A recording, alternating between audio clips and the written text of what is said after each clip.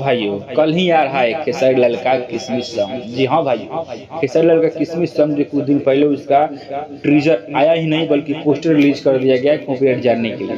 हाँ भाई, web music से आ रहा है खेसारी लाल का किसमिस सॉन्ग भाई, नीलम गिरी के साथ में। चलिए भाई, इसके साथ ही बताते एक दो और लेटेस्ट अपडेट्स आपको जानकारी देते हैं। तब तक के लिए बता दें, चैनल सब्सक्राइब करें, वीडियो को लाइक करें और बता दें भाई, जवानत मूवी, जिसका मूवी नहीं बोलते हैं सीरीज बोलते हैं, वो बहुत जल्द शूटिंग उसका स्टार्ट होने वाला है, क्योंकि बताया गया है कि दिवाली के जस्ट बाद उसका शूटिंग चालू हो जाएगा।